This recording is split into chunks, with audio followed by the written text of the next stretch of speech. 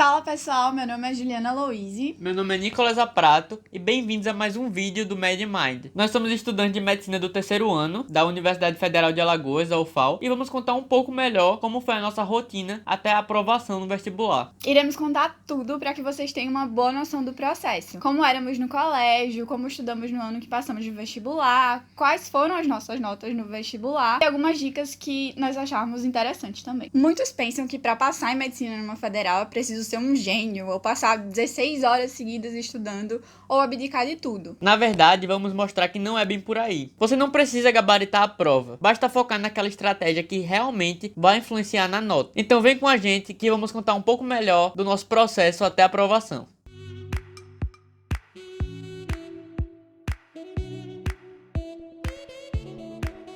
Certo, então antes de eu contar especificamente como foi minha rotina e o que eu fiz no ano em que eu passei no vestibular, eu vou contar um pouco de como foi minha trajetória desde o colégio. Eu sempre fui muito um aluno de querer estudar para quando chegasse no vestibular eu ter uma nota suficiente para passar em qualquer curso. E além disso eu via estudar como se fosse uma recompensa, porque eu gostava muito de jogar online, então se eu tirasse uma nota boa, para mim era um motivo para eu poder jogar. A questão é que eu nem sempre quis medicina. Eu queria muito no 8º ano do ensino fundamental ser cardiologista, era a meta da minha vida. Porém, quando o tempo foi passando, eu comecei a escolher outros cursos. Então já quis os mais diversos, já quis direito, já quis engenharia. E quando chegou no terceiro ano do ensino médio, eu tava focado em passar no ITA. Mas logo eu desisti da ideia, vi que isso daí não era pra mim, porque quem quer o ITA sabe que realmente é muito difícil passar nesse vestibular. E eu comecei a desejar engenharia na UFPE, que é aqui em Recife, aqui do lado. E mais ou menos na metade do ensino médio, eu comecei a perder um pouco do ritmo de estudo. Por quê? Eu comecei a refletir. Se eu não quero medicina, não tem por que eu estar me esforçando tanto e cobrando tanto pra tentar passar no vestibular, que eu sei que não é tão concorrido assim. Porque se você olhar na UFPE, o ciclo da engenharia é geral. Mais ou menos então umas 300 pessoas. E lá dentro depois é que vai ter a seleção da divisão. Se você vai querer engenharia elétrica, se você vai querer engenharia mecânica. Então eu comecei a deixar um pouco essa ideia de lado, de ter uma nota suficiente para passar em qualquer curso. E foi exatamente isso que aconteceu quando saiu o resultado do Enem. Eu não tinha nota suficiente para passar em medicina. Eu tinha nota suficiente para passar em engenharia. A questão é que em dezembro do ano anterior à nota do Enem,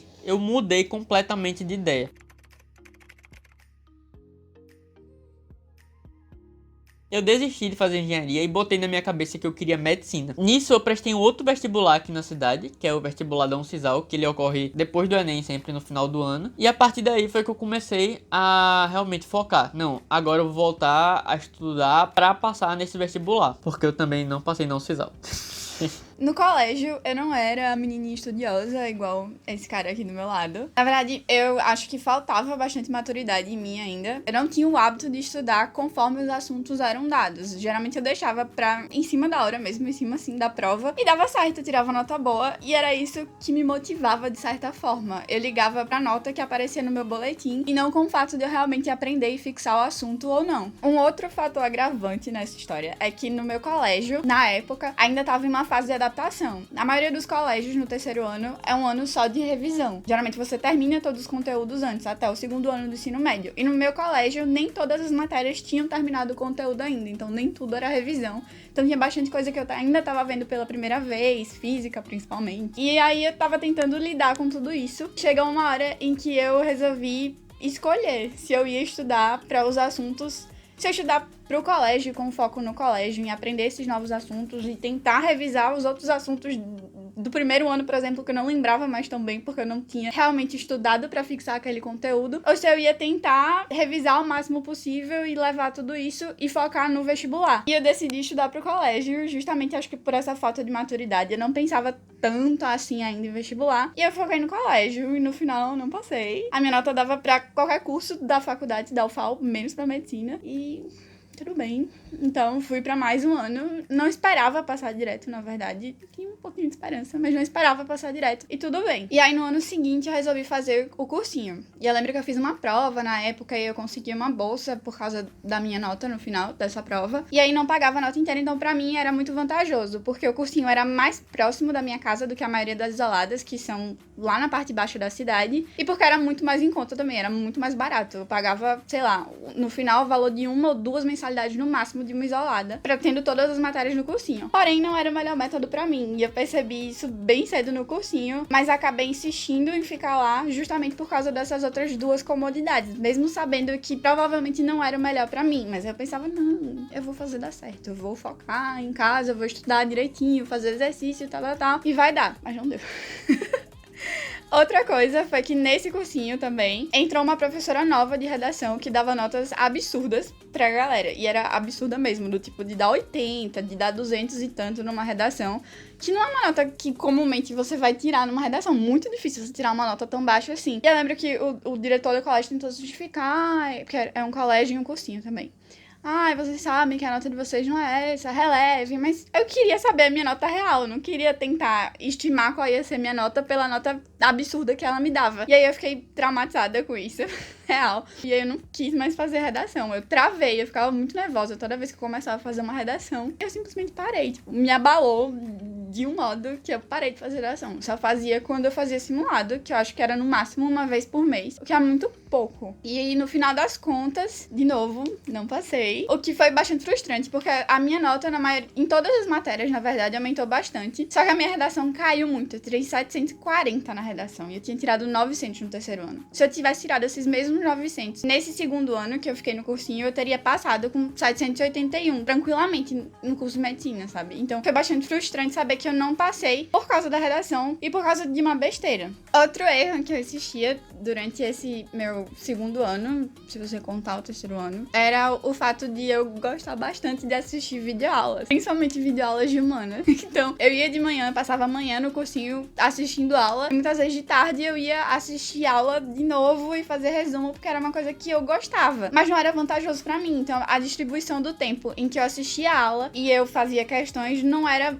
muito equilibrada, e foi algo que também prejudicou e que impactou nesse meu resultado no final, apesar de que o principal foi a redação, mas isso era algum ponto que poderia ter sido melhorado. Bom, agora que você já entendeu mais ou menos o contexto geral de como foi antes do ano da aprovação, vamos ao que eu realmente fiz no ano em que eu passei no vestibular. Aqui em Maceió, eu fazia matérias isoladas. Pra quem não é daqui, normalmente pode parecer um pouco estranho, mas é que realmente aqui na cidade a gente tem uma cultura muito forte disso. E eu basicamente tirava um dia pra cada matéria. Por exemplo, eu fazia matemática, fazia física, fazia ciências humanas, redação e química. Todas essas matérias presenciais em alguma isolada aqui da cidade. Quanto à biologia, eu fazia online, com a plataforma do professor Jubilu. E linguagens, eu realmente não fiz. Eu tinha um livrinho do meu colégio, que ele tinha um banco de questões de interpretação de texto. E eu comecei a refletir. Eu não queria gastar muito dinheiro com a isolada, porque se você olhasse no geral, não era algo muito barato. E olhando as questões do Enem, linguagens era basicamente interpretação de texto. Então o que é que eu fiz foi, ao invés de fazer isolada, pegar esse livrinho do colégio de questões e começar a responder.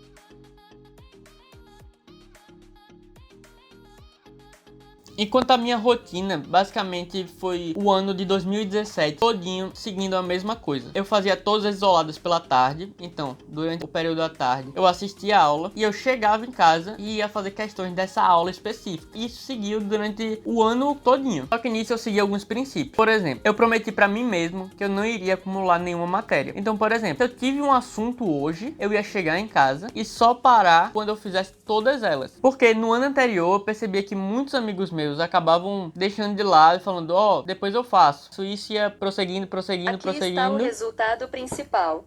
Foda-se, Google, hein? Final a pessoa acabava só criando uma bola de neve de conteúdos. Outra coisa que eu buscava fazer muito, que eu prometi também pra mim, era a realização de simulados. Basicamente, quase toda semana, cada 15 dias, eu fazia algum tipo diferente. Seja um simulado mais parecido com o próprio Enem, com todas as questões, ou, por exemplo, um simulado de física, um simulado de matemática, um simulado de química. Isso era muito importante, porque com esses simulados, você tinha uma noção de como você estava em relação aos outros. Porque, basicamente, toda vez que tinha um simulado, tinha um resultado também e uma classificação. E principalmente, você sabia exatamente naquele assunto que você estava pecando mais, no que você precisava mais estudar para chegar na hora do Enem e não estar cometendo os mesmos erros. O terceiro princípio que eu tinha para mim era em relação à redação. Fazer o máximo de redações que eu pudesse com as melhores notas. Porque como vocês sabem, redação é algo que influencia muito na nota e vocês daqui a pouco vão saber o porquê dessa estratégia ter sido tão importante na minha aprovação. Então, basicamente, eu fazia um texto por semana e às vezes, se tivesse simulado, eu fazia 2 e basicamente faltando 2 meses meses pro Enem, eu aumentei a produção. Comecei a fazer 3 textos por semana pra levar pra corrigir no cursinho de redação que eu fazia. E isso era muito bom, porque você começava a se acostumar com o seu próprio modelo de redação. Muitas vezes a pessoa sabe o conteúdo, mas na hora de aplicar na redação, você não tá sabendo conectar os pontos. E quanto mais redação você faz, mais você vai saber usar os conectivos certos, as correlações certas, as citações certas. Acho que já deve ter acontecido com algum de vocês. Chegar, eita, vou fazer uma redação. Aí vai buscar uma citação e, meu Deus, o que é que aquele cara falava mesmo? Certo. Então, basicamente, depois disso, de fazer as isoladas, não tentar deixar acumular os assuntos, fazer redações. Como foi o meu resultado no Enem? Eu vou colocar aqui na tela as notas e os acertos respectivos de cada área. E como você pode ver, no total, eu fiz 134 acertos. E eu sei, isso você olhando para alguém que quer medicina pode pensar que foi uma nota muito baixa. E realmente não foi uma das mais altas. Tanto é que, comparado ao meu terceiro ano, eu só tive um acerto a mais. Que em 2016 eu fiz 133 acertos. Em 2017 eu fiz 134. A questão é que eu mudei a estratégia e isso fez toda a diferença. No ano de 2017 eu dei um foco muito maior para matemática e redação. Eu fiz muito mais redações, comecei a buscar muito mais citações, muito mais modelos de texto. Eu tinha uma listinha no meu celular, inclusive eu recomendo que muitos de vocês façam isso, com o nome da pessoa e a frase do lado. Sempre que você for fazer alguma, você conferir ela e adicionar. Isso vai facilitar muito o processo de fixação. E quanto à matemática, foi basicamente sentar, fazer questão, fazer simulado, para quando chegasse na hora da prova, eu ter um melhor desempenho. O que é que mais sobe na nota? É a nota de redação e a nota de matemática. Mas também minha nota não foi uma das mais altas. Muitas vezes a pessoa que quer passar em medicina faz matemática com 40 ou mais acertos. E aí também que entra um pouco do fator sorte. Meu TRI acabou sendo muito bom e me deu uma vantagem. E a minha redação também, como vocês puderam ver, foi 980. Basicamente eu passei por causa desses dois fatores e é isso que eu quero que vocês tenham de reflexão. Não precisa ser o gênio para passar, você não precisa acertar o máximo em todas as áreas possíveis. Mas se for para escolher algo para focar, foque naquilo que realmente vai fazer a diferença na nota. Eu não tô falando para você deixar as outras matérias de lado. É muito importante também que você tenha um domínio bom sobre todas elas. Afinal, você nunca sabe o que vai estar te esperando no dia da prova. Mas tem uma dedicação maior nessas duas áreas, porque pelo menos você vai estar com a certeza que você já vai estar garantindo uma boa parte da nota. E eu queria agradecer muito nesse vídeo o apoio de alguns professores em especial, que sempre deram o maior suporte possível durante o meu ano de aprovação, que foram o Jaguar, da Isolada de Matemática com Jaguaraçu, o Felipe Alves, da Isolada Física Fácil, e o Kedmo, do Mais Humanas, que foram excepcionais, sempre davam um simulado pra gente fazer, sempre tentavam fazer alguma bonificação, sempre incentivando a gente a nunca desistir, mesmo quando chegava naquele momento mais cansativo do ano, que era na reta final, que a pessoa ficava já, meu Deus, eu passei o ano todo estudando, só queria parar, sentar e descansar. Agora contando um pouco da minha história. No meu segundo ano de cursinhos isolados, eu comecei de novo no cursinho, mesmo sabendo que era algo que não funcionava pra mim, mas de novo tentando, não, eu vou tentar fazer dar certo, agora eu tenho uma cabeça diferente, vou fazer dar certo. Mas com 2, 3 meses no máximo, acho que nem isso de cursinho, eu vi que realmente não dava pra mim. Se eu continuasse, eu não iria passar. E não é que cursinho seja algo ruim, mas era que pra mim eu sabia que não funcionava. Eu sentia falta de uma isolada, porque eu já tinha feito uma isolada, na verdade, durante o meu terceiro ano, eu fazia uma isolada de química. Então eu sabia como funcionava mais ou menos uma isolada e que pra mim era algo que seria mais vantajoso. E aí eu saí do cursinho e entrei nas isoladas e segui um esquema parecido com o do Nicolas. Fazia a maior parte das isoladas presenciais, mas fazia química e biologia online, com o Jubilu e o Paulo Valim. O fato de fazer isolada presencial online, eu acho que vai muito de cada um. Pra mim, fazer isolada era algo que pesava muito no bolso, porque é muito mais caro do que você fazer cursinho. Então, eu preferi nessas matérias que eu sabia que tinham cursos bons online e que eu sabia que daria pra me manter desse jeito e era bem mais em conta também. Resolvi fazer online e as outras eu fazia presencial. No Camerino Cursos, porque geralmente quando você faz todas as isoladas em uma sede só, por exemplo, ele que fazia no Mais ou eu que fazia tudo no Camerino, você tem um desconto no final das contas e aí também ajudava no bolso. Basicamente foi isso. Dessa vez eu tava com bastante medo de não conseguir passar, mas eu sabia muito bem quais foram os meus erros nos anos anteriores, então eu encarei esses medos saí do cursinho, que eu sabia que era algo que não ia me ajudar, e comecei a fazer uma isolada de redação, que eu lembro que inclusive surgiu nesse ano, que era um professor daquele cursinho que eu fazia. Ele resolveu criar uma isolada, que é o 30 linhas, e eu gostava muito dele como professor, e eu sabia que eu precisava. Eram turmas pequenas, eram turmas de 10 pessoas, e eu sabia que com uma turma pequena desse jeito, criando um certo vínculo com o professor, não iria querer decepcioná-lo, e eu ia me sentir obrigada moralmente a fazer uma redação toda semana, porque senão eu não faria. Eu sabia que se eu fizesse uma isolada grande, como a que ele fez, por exemplo, que você tem que ir lá e entregar a redação ou ir numa monitoria, não ia fazer. Eu precisava de alguém me cobrando pessoalmente pra fazer, porque eu odiava fazer redação. E eu ainda tinha aquele trauma do passado também. Então eu escolhi fazer com o Bruninho. E foi ótimo. Eram turmas realmente muito pequenas. Então você, de certa forma, tinha um incentivo maior a interagir. E aí toda aula ele conseguia tirar um tempo pra ir corrigir uma redação com você do seu lado. E ele saía pontuando tudo que você fez. Tudo que você fez de bom ele pontuava. Tudo que você fez de ruim ele pontuava. E era uma correção super detalhada e muito boa. E que me ajudou muito também. Por todos esses motivos. Em relação àquela questão da distribuição do tempo entre assistir aula e fazer exercícios, foi outra coisa que eu procurei melhorar. E aí eu assisti as aulas não isoladas, eu preferia fazer durante a manhã, porque era um horário que eu sentia que eu rendia mais. Eu nunca rendi muito bem à noite, então até hoje na faculdade eu não passo a noite estudando. Noite pra mim é pra dormir.